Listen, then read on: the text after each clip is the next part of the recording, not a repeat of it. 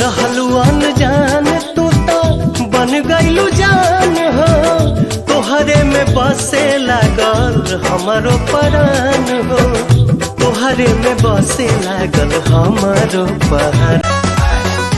हम ना राज बानी एह व्यवहार बा, हम ना राज बानी एह व्यवहार बा, काहे करा तारा होना भातार ना मूड तनी हमरो तू बने दरानी जाई ना मोह पिछरी करी ही पानी, हाय मर्दाना करी ना बहाना, हमरा नियन रोवा पाका।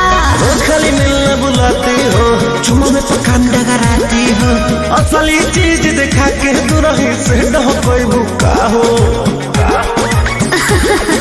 ना हो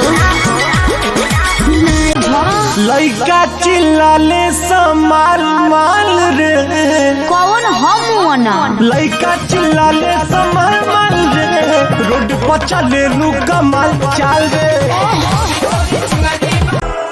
इतना फर्क मेरी और उनकी मोहब्बत में, हम तुमसे डरते थे तुम मुझसे डरते हो।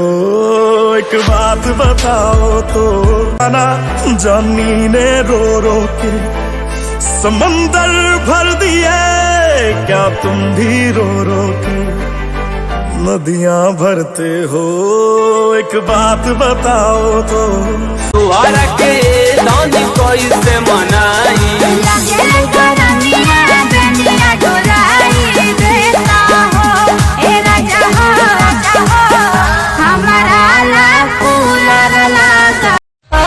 जब से देखा लिया पागल भगल कसम सरनिया गे, चुम्मा दे मी ताकी न देबौ, चुम्मा दे मी ताकी न देबौ सोना।